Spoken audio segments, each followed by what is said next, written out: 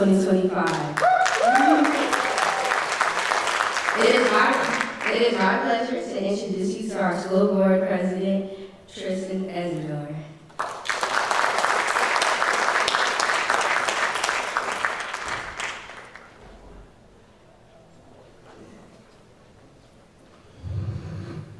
Well, thank you, Zoe, for that warm introduction. Thank you so much. And thanks everyone so much for being here. Yes, I think it's so much the slide.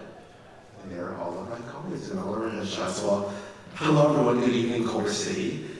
Tonight I stand before you as not just board president, but as someone who was shaped by this district. I think my story is not lost on much of the people here, but as a recent graduate from Culver City School District, and I've sat in these classrooms and walked these halls, I know firsthand the promise, pressure, and perseverance of our students and the perseverance that our students carry.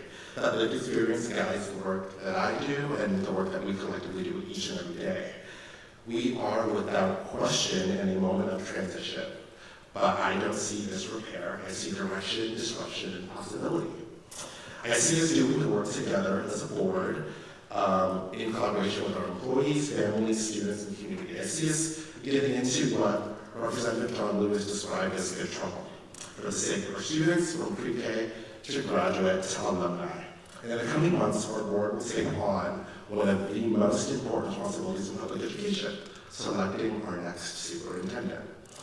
We approach this search with unity, clarity, and a shared commitment to a process that reflects equity, excellence, and community collaboration. We intend, for the result of that selection, to provide the district and community with continuity and intentional growth. I'm proud to lead a board ready to meet this moment. I want to introduce my colleagues. If we can stand up when I say your name, just tell everyone hi, show them your pretty faces. Board Vice President Stephanie Loretto.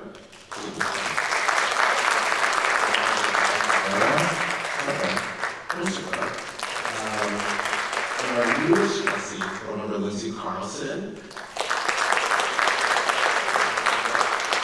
Board Member Andrew Lockman.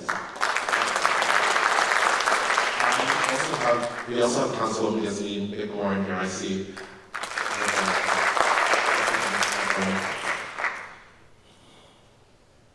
Thank you, colleagues. I just want to say thank you. Sorry, guys. Thank you so much, really, truly, for doing the work that we're committed to each and every day, and for your commitment and courage and care. It really means a lot. It really makes us work easy. As our board is our work to stay grounded in 4 interconnected priorities: transparency, fiscal stabilization, equity, and student achievement. This board remains deeply committed to celebrating the diversity of our students, not just in theory, but in practice. This board is bound by student voice and student advocacy. We hear our students through many channels, our student board members, who one of them just so kindly introduced me, but as well as superintendent advisory groups and community leaders in Culver City and beyond.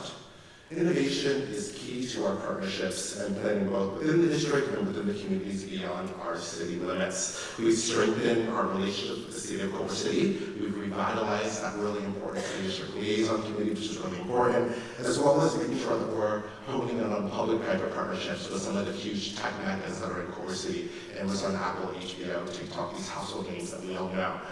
Not just as fiduciary support, although they are so kind to be some of the top donors to our wonderful education foundation, but as pipelines to internships, mentorships, and opportunities for our students. This is what modern public education should look like: ambitious, relevant, and student-centered.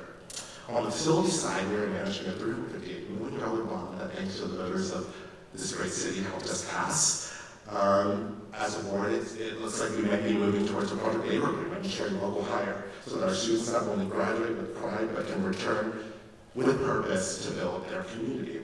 Financially, we've made some tough, some really tough, but necessary choices to right-size the district. Always with one goal: to protect students, educators, and the classrooms. Because budgets are goal-guiding documents, and our priorities show in where we invest. I want to involve to our educators and staff. Truly, I see, even though it's them, I do see you all here. Your work doesn't go unnoticed. Your impact is immeasurable. You are committed to working in good faith to provide, we are committed to working with you all in good faith to provide the compensation and respect you deserve during these negotiations. It is very clear to me and to the board that you all are the backbone of this district. Now, we are not immune, and I'd be remiss if I didn't mention the national climate that we find ourselves in right now. Across this country, it is very clear that public education is under assault. From book bans to attacks on equity to the elimination of the U.S. Department of Education. But here in Culver City, I'm very proud to say that we are not retreating. We will continue to support all of our students unequivocally. We will continue to work towards a culture that celebrates education, equity, and the right for every student to feel safe and be seen and celebrated. To our students, yes.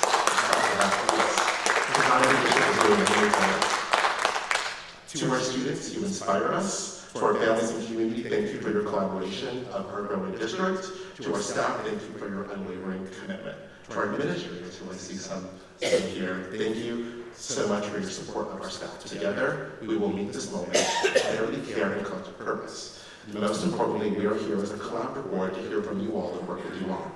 Our doors, although we don't have formal doors, our doors theoretically are always open, and as well as our emails and other forms of communication. We cannot wait for what the future holds. And now, it is my honor to introduce someone who has helped lead our district for the past few years, Superintendent Dr. Lucas. Dr. Lucas.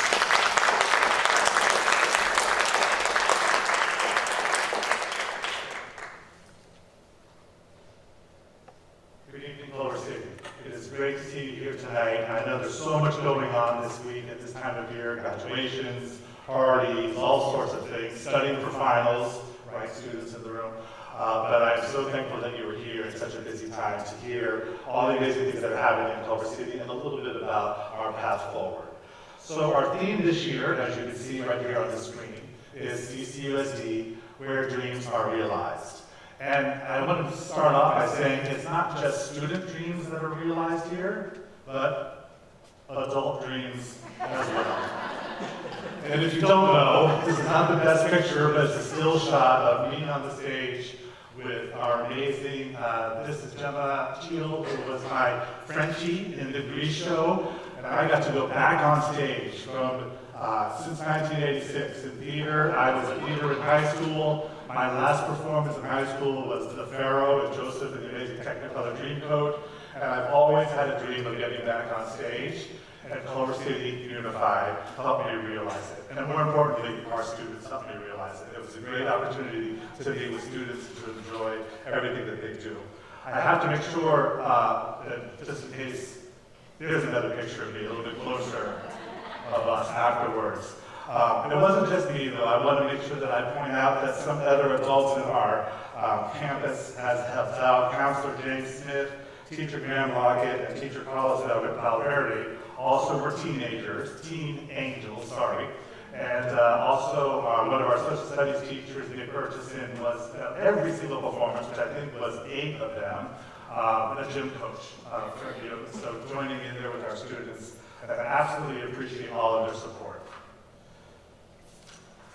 So, we are very lucky in Culver City to offer opportunities for our students. And this presentation is about how we're helping our dreams be realized of our students. And of course, we have artistic dreams of our students. And you see some of them here in the various activities throughout our campuses. And this is obviously a word cloud, hard to fit on one page, about all of the different artistic opportunities that we have within our district. You can see the range of activities starting in elementary school, and I want to highlight that our elementary music program has been increased this year with Proposition 28, so we're allowing every single elementary student to have music instruction in elementary school. This is a great addition to our program, but you see the variety of things that we have going on our campuses, from animation to jazz. You've heard our jazz band this morning was awesome. And thanks to the amazing marching band, my God, they'll be at the back of the end. Yeah. And we got Dr. Spano for leading all of that work. But of course, the range of visual and performing arts activities are going on within our district. we are also able to realize the athletic dreams of our students. And so you can see also here, our students hard at work, doing the amazing things that they do on our fields and in our gyms. We have over 18 different sports at the middle school, and you can see our high school sports, the 25 varsity teams, 21 junior varsity teams, and 8 freshman and sophomore teams. So we've really got the opportunities and options available to our students to participate in whatever they would like to participate in. And not only do we have the numbers, which are kind of presented here, but you know what, y'all, our teams are pretty awesome. This is here listing, I'm not going to read this, don't worry. I know Councilmember McMorrin gets nervous when I talk too much. But here we have all of our winners from this school year with the championships and the particular awards that they've gotten. So just to give you an example, not only do we have a lot of options, we have high quality options within our athletic teams. And I have to give a shout out to one team in particular because this team this year set the very first time school record of achieving the CCUSD Division II champions, which is our boys track team. First time in school history. And I want to mention that we all had individual event champions as well with the 4x400 relay, which and Kingston Warren won the 300 hurdles, and Dante Myron won the 400 meters. So we have individual champions as well throughout our campuses. We also have activity dreams. We realize the activity dreams of our students. And here you can get, again, some pictures of things that are happening across our campuses from elementary to middle to high. I feel many of our groups, of course, are led by teachers. Most of them at the middle school and high school are led by students themselves. So it's the exact interest that they want to form groups with, that they want to be involved in, that they want to lead. And our faculty and administration support them in those efforts so that there's something for everyone in Culver City to feel a part of and to have a sense of belonging in our schools. And I'm going to show you again, next slide, here's some of the activities across our elementary schools, some pretty unique things, in my opinion. You have the drama club, gardening, crochet, rainbow club, peacekeepers club, musical theater, and this is elementary, y'all. And then we also have at the middle school, here are the activities that go on in our middle school that are options, again, for every student to participate, often led by very caring faculty members, or as I said, also, I didn't say, parents actually run a lot of these groups as well. So we're very excited about their opportunities throughout the school year. And then, again, look at that high school list. Yeah, thank you for that cheer. It is amazing, the sorts of things, again, opportunities where everyone has a sense to belong and participate and to be a part of our schools here in Culver City Unified. And they range from cultural, social, games, interest, or cause. So right now, I would like to introduce an amazing member of our middle school speech team, Ben Polesetsky. If you don't know, middle school speech was brand new this year. It just started, fresh this very year, but already has won awards across the region. And Ben was an award winner. Let's see, I'm going to read his bio here. That's what we're supposed to do, is introduce our VIPs, which is Ben was co-captain of the new speech and debate team this year, and completed this year inspired debate, impromptu, storytelling, tall tales, and original oratory. Original oratory is a 10-minute persuasive speech researched and written by the students on any topic of importance to them that they then present throughout their competition year.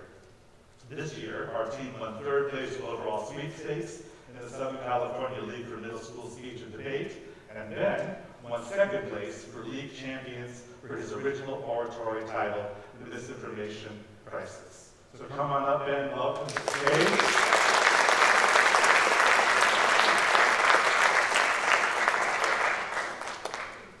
There you go, take it away.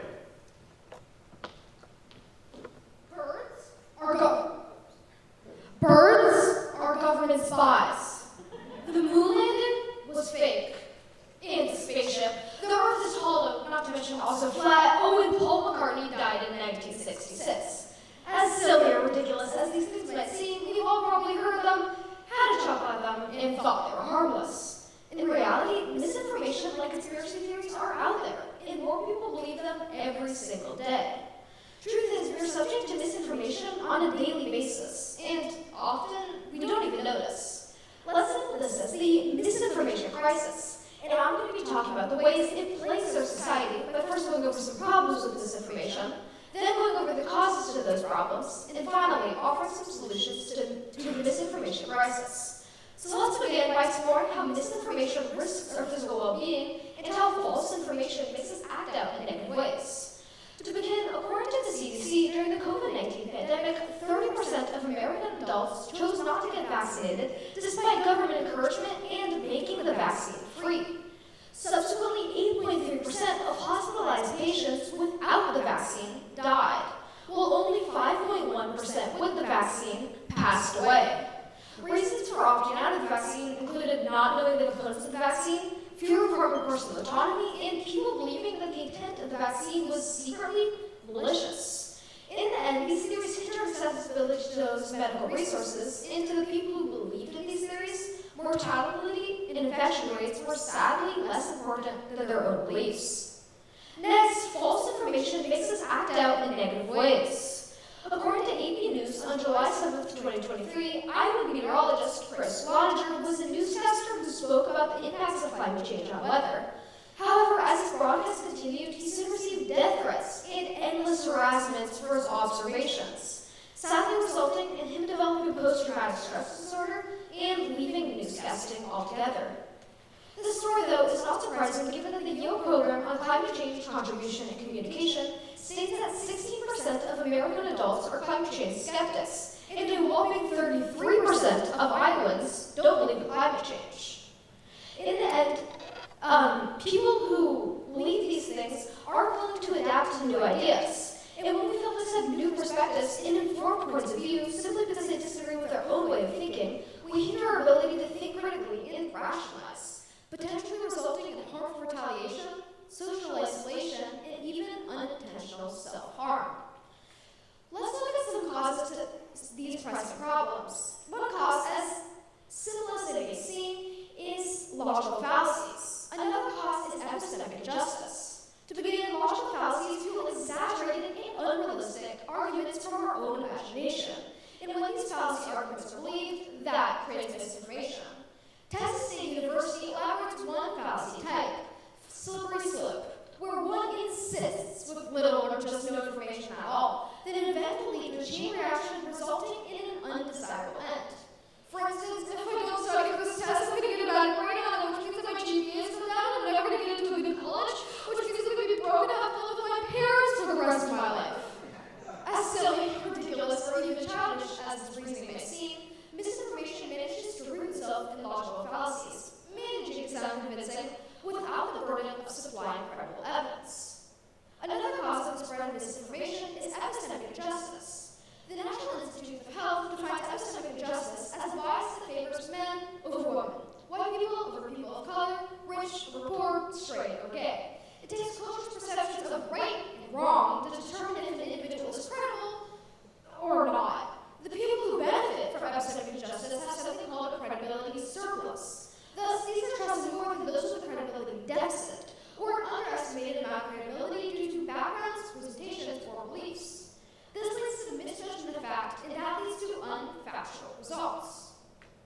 For instance, in the fictional story The Little Prince, a Turkish astronomer in his Turkish attire gave a lecture to the International Astronomical Congress about the Little Prince's home planet. Sadly, no one believed him.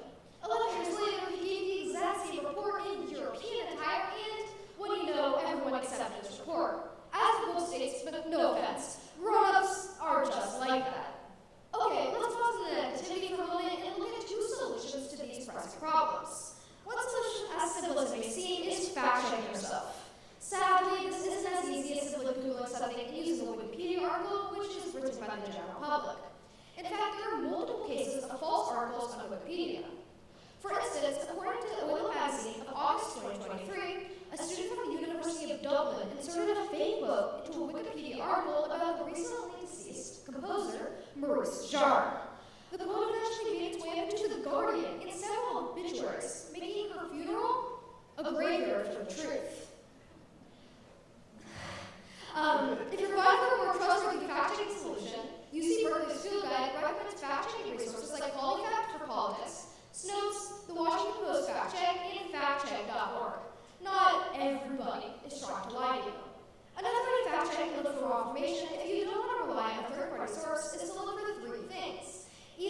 pathos, and logos. You might have heard these terms before.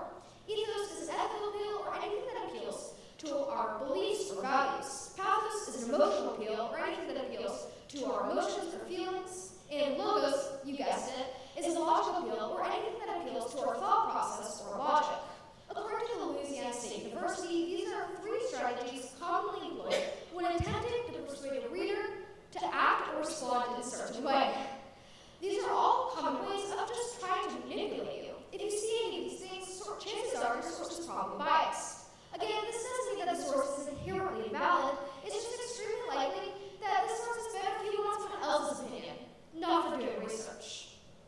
To sum this all up, information is the basis of our existence, and false information risks our physical well-being and makes us act out in negative ways. We shouldn't let these things be a roadblock, so it's important to always fact-check and look for raw information so that your opinion is your own, not somebody else's. As the great Confucius once said, true knowledge is to know the extent of one's own ignorance. And to be honest, most people are pretty darn ignorant and don't have a clue. So be careful. Thank you.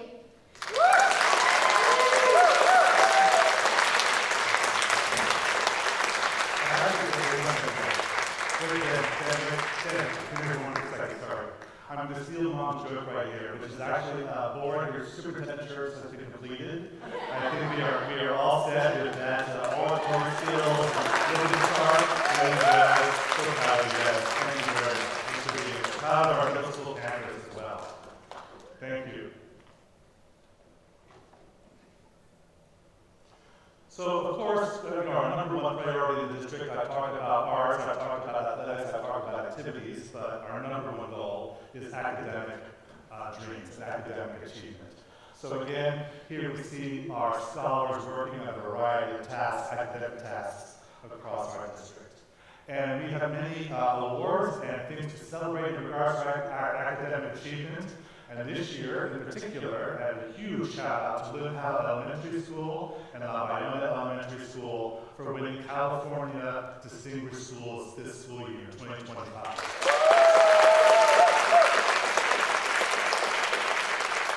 This is based on outstanding achievement for their spring test scores, and they were only 2 of only 336 elementary schools throughout the entire state that won this award. So making these California Distinguished Schools one of the top 5 schools in the entire state.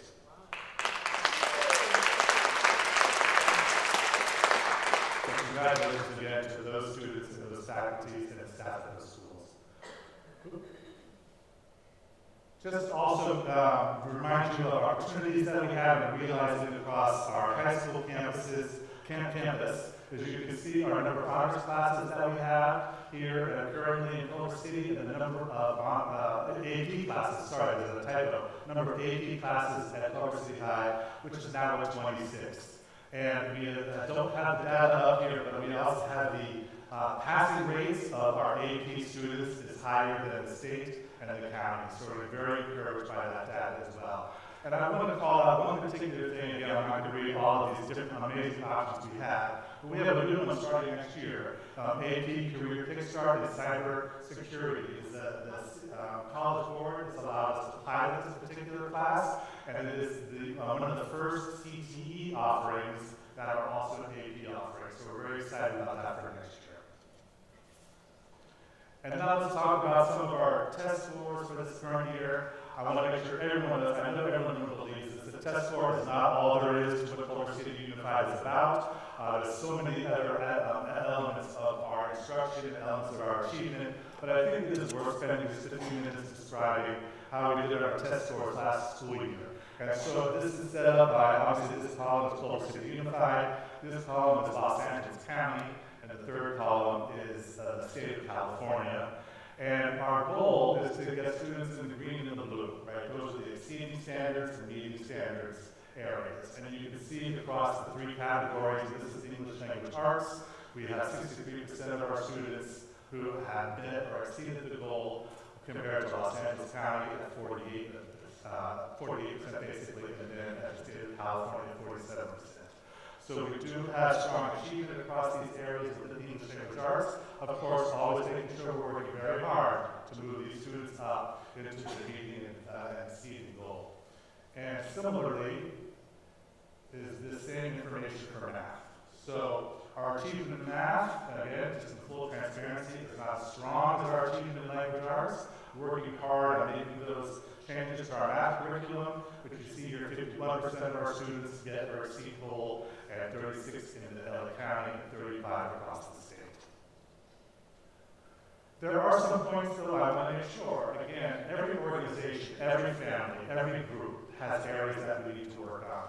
And I'm sharing a lot of good news today. I also want to share some areas that I know the board is concerned about, and our educators are concerned about, and that will be a focus for the district as we continue on.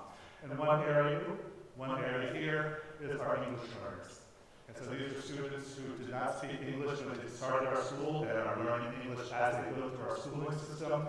And again, it's not color-coded, but you can see the same categories here. English language arts, we have 8.8% basically of our students are English learner students who are meeting or exceeding average, which is actually lower than the county and lower than the state.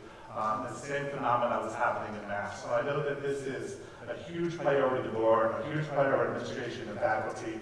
We're working very, very hard on this work to make sure that that changes. I also want to highlight our students with disabilities. Again, the same information is here. While we are achieving more than the county and the state of California, in my opinion, those numbers still aren't where they need to be. And so, again, a huge concern of the board and of our entire community in regards to these two populations in particular. And I know that we're working on our inclusion plan, doubling down on our inclusion work to make sure that all of our students, the English learners and our students with disabilities, are supported to the fullest extent and can realize their academic dreams as well. With that, I would like to introduce Santa Rajiv. I know it's a relatively short time that I've been in Culver City. As we all know, my family situation is making a need to a quick exit, I suppose. I don't know if that's the right word, but a premature exit. And one of the things I hope I leave behind is an amazing cabinet that has worked very hard on in the district on behalf of different areas of our district. And this is Santa Rajiv. If you know, Santa is our Chief Business Officer, Assistant Superintendent for Business Services, who has some information for you about the successes in her department as well.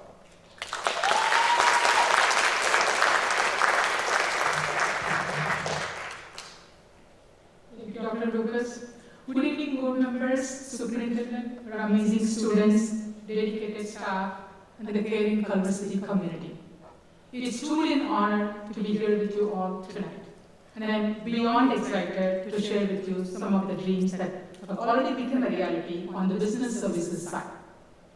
Before I dive into that, let's take a moment to give a big round of applause to our incredibly talented band, another incredible middle schooler, Ben. What a remarkable speaker you are. I had goosebumps listening to you, truly inspiring. Let's give a big round of applause to Ben.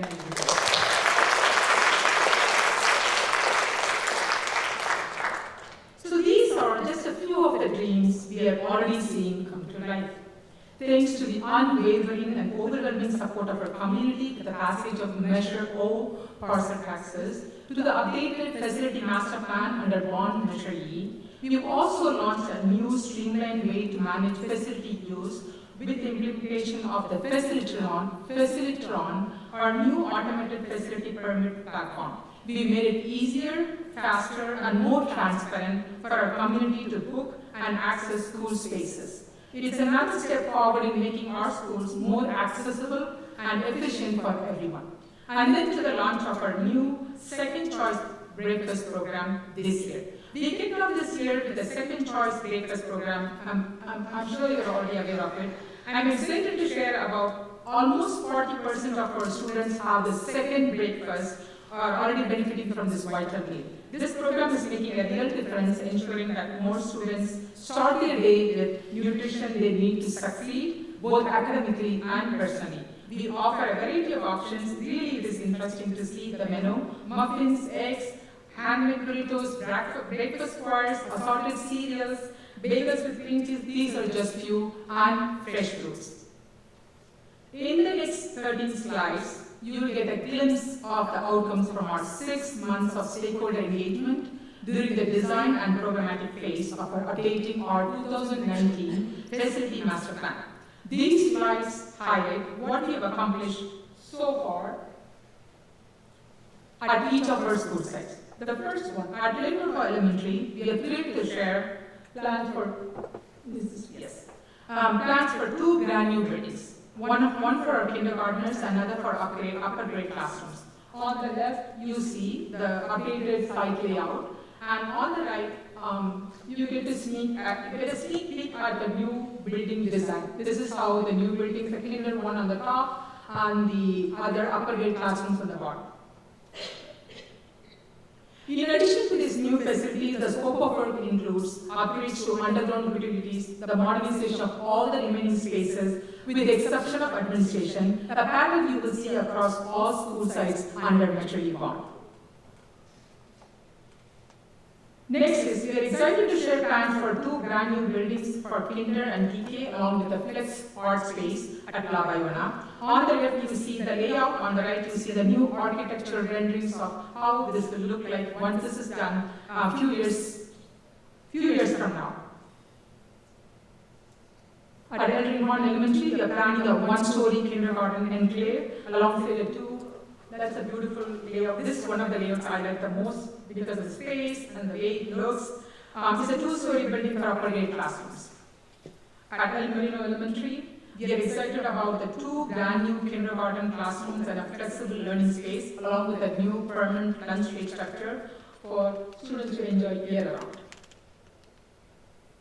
At Farragut Elementary, plans include new kindergarten, preschool classrooms, a flex space, and a full modernization of the remaining areas, include the blacktop play yard. At Culver City Middle School, the yellow section you see on the left on the diagram highlights a brand new 3-story classroom building with a gymnasium located on the ground floor. And then you see the beautiful rendering there. I can't wait to see that. The high school, the Culver Park High School, we are adding a new instructional building and modernizing the existing spaces, including, this is the only exception we made, including the administrative spaces, and also adult transition program will be fully modernized. At Culver City High School, we are proud to showcase plans for a brand new 3-story building highlighted in yellow on the left of the layout. Now, let's take a quick look at some of the completed projects in the past year. Yes, I completed 1 year yesterday.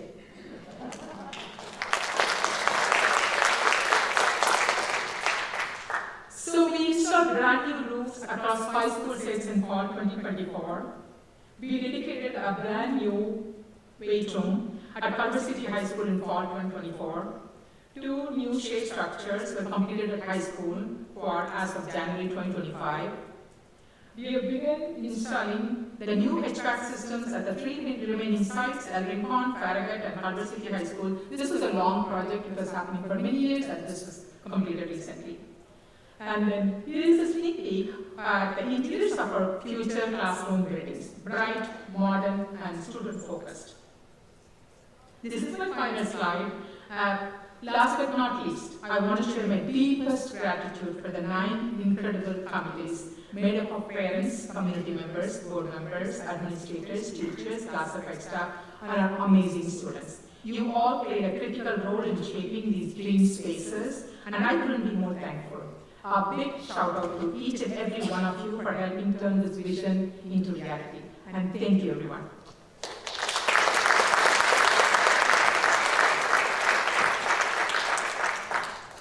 I just want to comment before I have next speaker come up real quick, because this was being very humble. This work was an immense amount of work.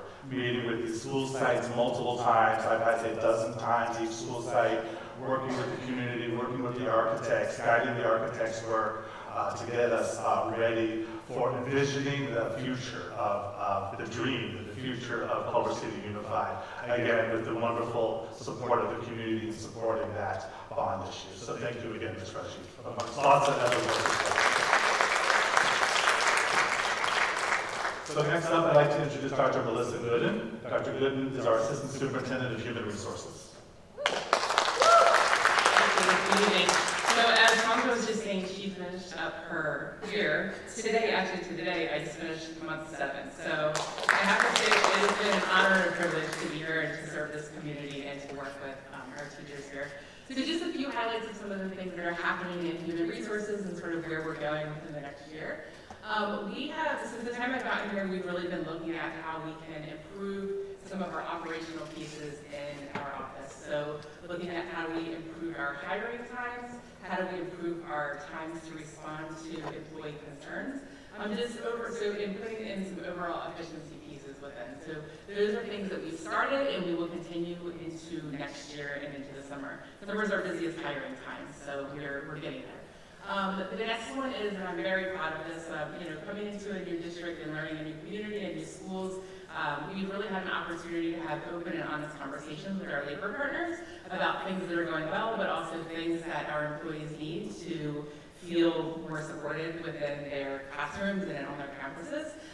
So I'm proud of the work that we've done just establishing those relationships and looking for ways to move forward, especially given the difficult budget situation that our district's in, and coming up with steps to make our layoffs as easy as possible for those that are impacted by them.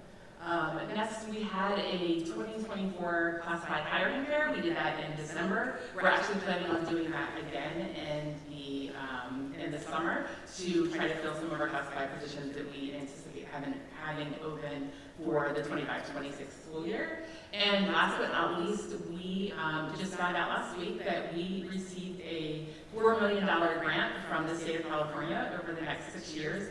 And that's going to allow us to have a fully funded in-house residency program that will allow us to prepare employees or community members or individuals that are interested in working in our district in hard-to-fill areas, so special education, math, science, bilingual elementary education, that we'll be able to bring them on. They'll work with our teachers for an entire year. They get a living stipend that comes from the state. With the hopes that, after a year, they're ready to take our vacancies that we have open in our classrooms. So we're looking forward to planning for that next year, starting the process of recruiting, and then having our first class of residents for the 26-27 school year. Thank you.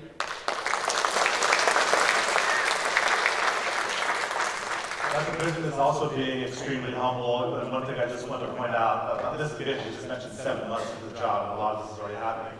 But this 24 classified hiring fair, kind of coupled with that first bullet point, hiring in school systems is a little bit challenging, right? There's lots of checks you have to go through, fingerprinting, all sorts, which are mostly regulatory.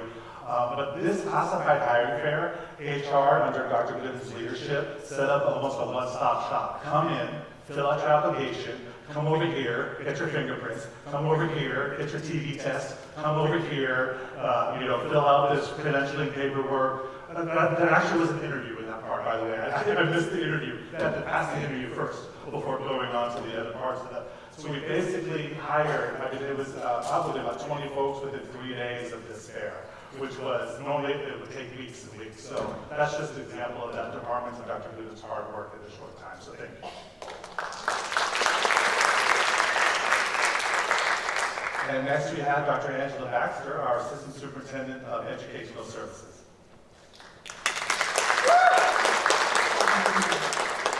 Tonight it's my distinct pleasure to highlight some of the achievements of students, staff, educators. So first up is the AP Honor Roll Bold status that our schools have achieved, and this is due to the hard work of the students outpacing the county, outpacing the state, outpacing the nation in terms of scores, which has earned us the Bold status. We also have earned the status of an honor roll district, which is very important because it means we are narrowing the opportunity gap for all students. And this award is given to us by the Educational Results Partnership. We're an honor roll district, and we have also honor roll schools, which Culver City High School, Culver City Middle School, El Rincon, and La Bayona. So cheers to all of them. As you saw earlier on a previous slide, we do have 2 distinguished elementary schools, La Bayona and Lynn Howe, and we're particularly proud of them for their MTSS model, again, shoring up opportunity and achievement outcomes for all students, and in using their MTSS and intervention model and making all learning accessible for all students. We are uniquely proud of them in this work as they lead it. From our CTE video game pathway, Team Chiron went undefeated in the 2024 Fall Play versus Fortnite West Coast Championship, and those are not typos, that is the way that the team spells it, so cheers to them. For the 6th year, we are a Best Communities for Music Education District, so big achievement there, and we're very proud of our music program, as you saw it this afternoon. What time of day is it? So it was really great. So we love our music program. This year we've implemented and adopted new science curriculum TK through 12. So we're very excited about our new science curriculum. We're also seeing gains in the area of science as it's going to be tested on the dashboard. We have positive behavior intervention awards for our positive intervention and supports program. So we have awards bronze through platinum. Cheers to our schools and how they implement.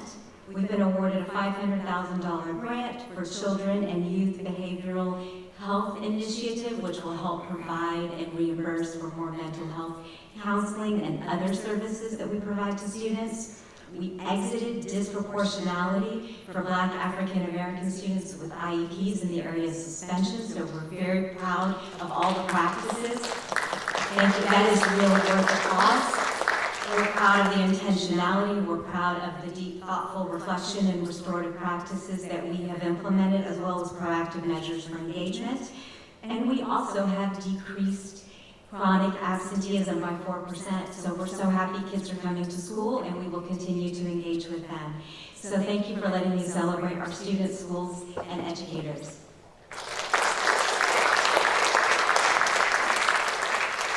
I'd like to see a trend here. Dr. Baxter is being very humble also, because if you don't know, Dr. Baxter was just appointed to the Superintendency of South Pasadena Unified School District.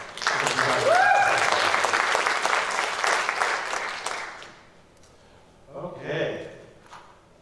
So you have heard a lot from adults this evening so far, and really, and of course, Ben, our mini adult, we gave our speech, that was just so great. And so now I'd like to invite up 3 of our seniors to share with you all a little bit about their experience here in Culver City Unified. So if you will come on up to the stage, our awesome students, we have Zoe Waheed, Leora Hartong, and Marwan Al-Masri, sorry. Come on.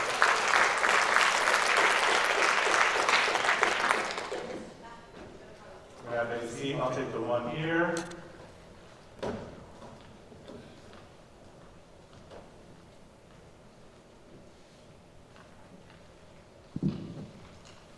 All right, y'all good?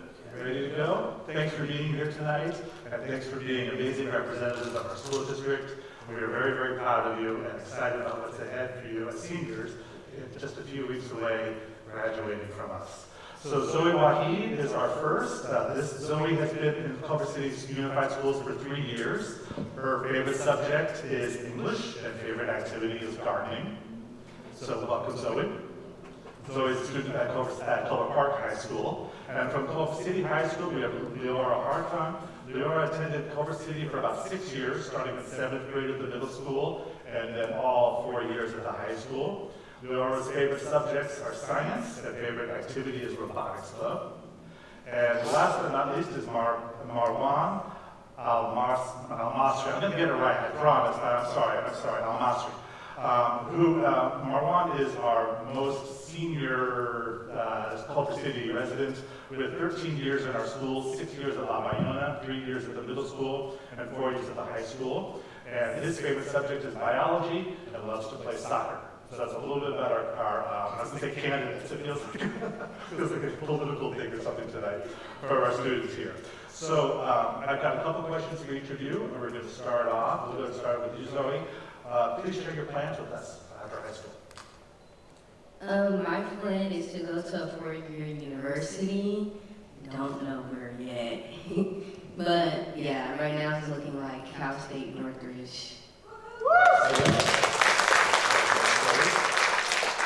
Laura, what are your plans after high school? Despite my acceptances into four-year universities, I've opted to take the transfer route as it is going to be less student debt for me in the future. Another great choice, another opportunity. And then Marwan, tell us about your plans for after high school. Currently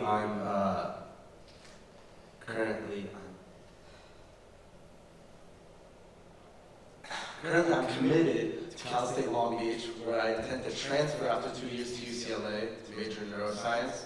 After that, I intend to go to med school, and again, I want to become a neurosurgeon. So yeah. All right. All right, and now I'm going to go back to you, Marwan, so we'll go back this way, okay? Was there a pivotal moment that you can share with all of us here which helped you on your dream path? And why was it the key to your success? A pivotal moment here at Culver City University, a teacher, a classmate, an assignment, anything you'd like to share about that? Yeah, pivotal moment that was really important for me was a class, specifically AP Biology, Dr. Deladonna. An amazing class, but I've taken a lot of APs, especially the most challenging ones, and AP Bio is by far the class that gives the most coursework in our entire school. And by taking AP Bio and being exposed to all that coursework, it really helped me feel more prepared for college and helped me, especially because for me, I have a lot of responsibilities outside of school, working, and a lot of family stuff. So by having such a large workload in bio and learning how to manage that, it's allowed me to feel better prepared for college and allowed me to manage my work better this year as I'm also taking many APs. And it's also driven my passion for biology more, which is why I want to go into neuroscience. And yeah, just a great experience overall. Excellent. Thank you very much. That sounds like an amazing experience for you. Laura, same thing. Was there a pivotal moment in your Culver City Unified career? It's hard to choose just one. I mean, since we came back from COVID, and the first thing that happened during the second semester is someone who I met dragged me over to the theater to introduce me to the technical theater program within Culver City High School.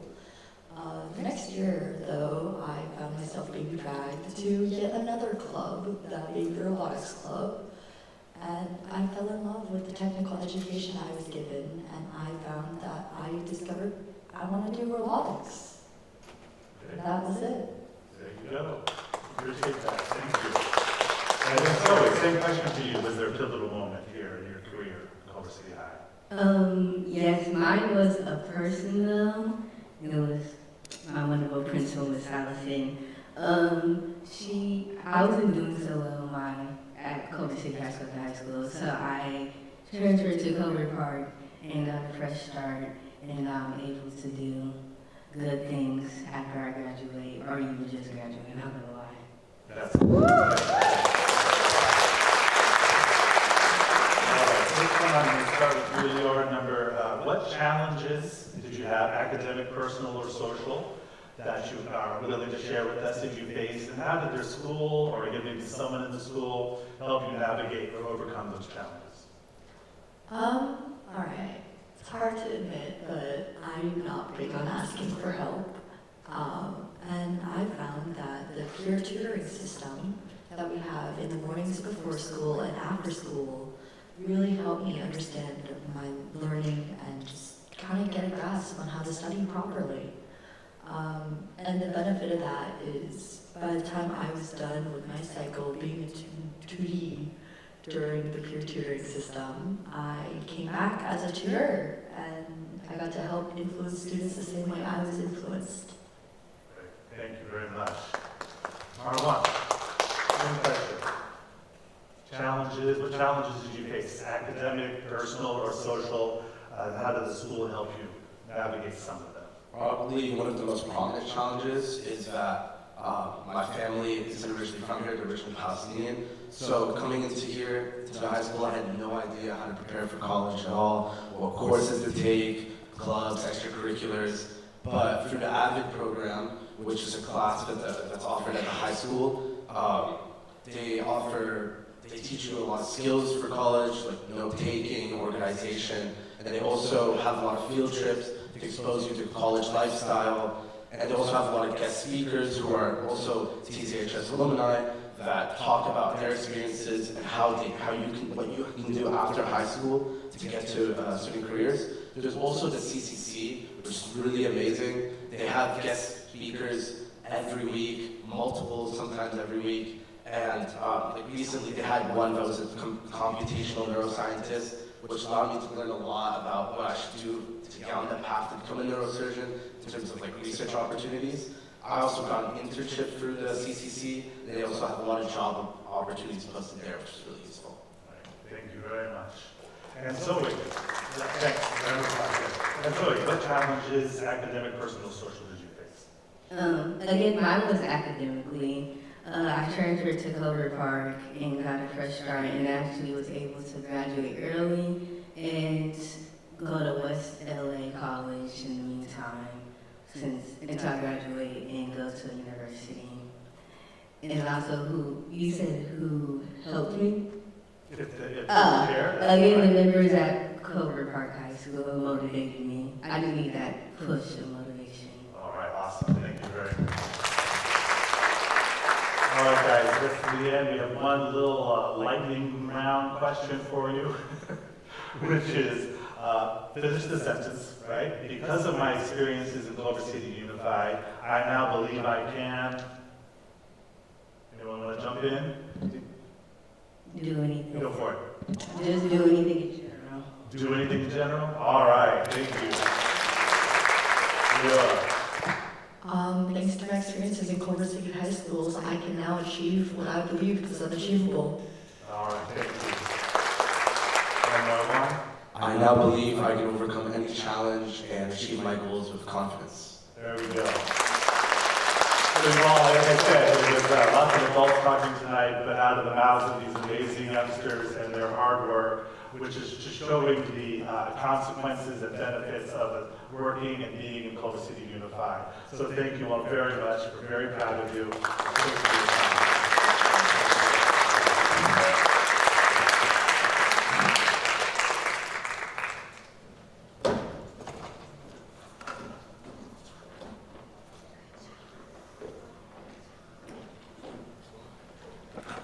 So I mentioned this several times throughout kind of this evening, and I just have to talk about our faculty and staff and administrators who work day in and day out on behalf of our students, creating wonderful results like you just saw from our 3 students, and of course, 3 examples of many hundreds of graduates this year that we're incredibly proud of, and of 6,700 students that we have in our district. So it is a huge and deep gratitude for everyone who works every single day on our campuses, supporting our students, supporting our athletes, our artists, our activities, and the work that they do is just truly inspirational and astronomical. There's not a day that I'm walking into a classroom in a school where I'm not overwhelmed by what's happening within these rooms, the care that we take for our children, our food and nutrition services, folks smiling, taking care and making sure that everything is going well for the day. So I have to also shout, we have Ray Long, our CCFT president in the room, and we also have Angela Gray, the vice president in the room, so thank you for your partnership. Thank you for representing the outstanding faculty we have here in Culver City Unified. And Debbie Hammy, I don't believe is here, but Debbie Hammy is the president of Association for Classified Employees here in Culver City Unified, representing all of the other outstanding employees that we have doing all sorts of work across our system. So please join me in thanking these incredible employees, not just employees, people, warm-hearted souls who dedicate their lives to our students.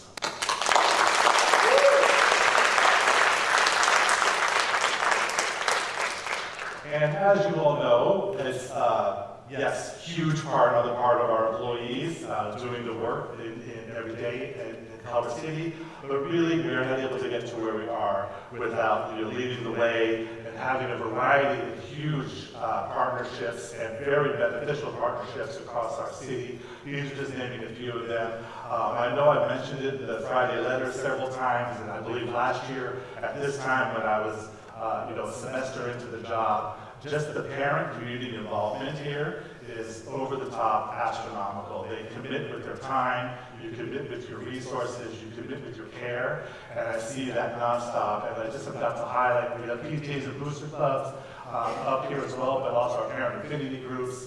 And as President Ezidore mentioned, working very well with the city and having their support, and our elected officials who also support the district as well.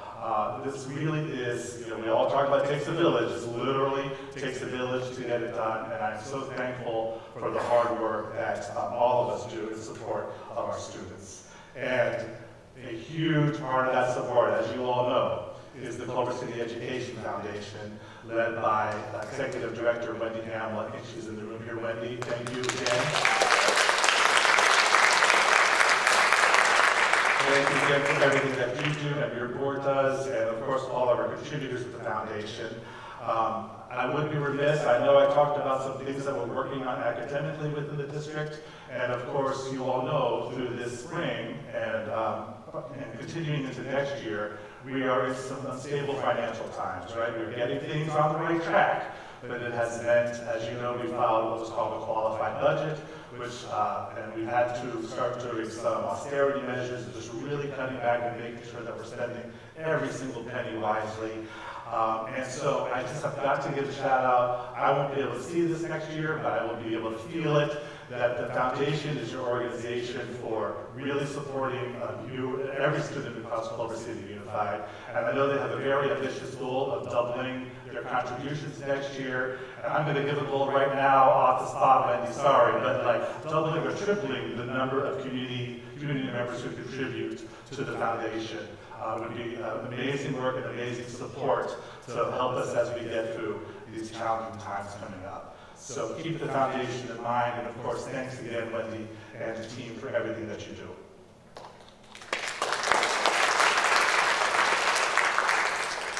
And so lastly, friends, we've come to the end of our presentation here. We've highlighted some of the remarkable things that are going on in the district and some of the amazing achievements of our artists, of our athletes, of our activity kids, and of course our scholars and academics. But as I mentioned, there may be some a little bit of tough challenges on the road ahead. I've mentioned budget situations, and also there's transitions coming on, and there's no doubt about that. But I have grown to love this community. I love these faculty and staff. I love the parents. I love the board. And I also really love these students. And what I also have grown to love about this community is that I know deep in my heart, this is a group, this is a community that comes together and does what is absolutely right on behalf of students. And so I have high hopes, and I'm excited about what's to come. I'm sad about leaving. As you all know, I'm going on to the next chapter of my life, right, in Florida, and retiring and spending time with family, but I am definitely excited about what is around the corner. I may be at the beach sipping a margarita, but I will be cheering on all of the amazing things that I hear happening in the district as you all progress forward over the coming years and meet these challenges head on. Celebrate our amazing success that already takes place within our district that we should all be incredibly proud of. And I have high hopes, and we all should, for the bright future ahead for Culver City Unified. So on that, thank you very much for coming this evening. It's been an absolute pleasure, and I appreciate all of you, and have a good evening. Thank you so much.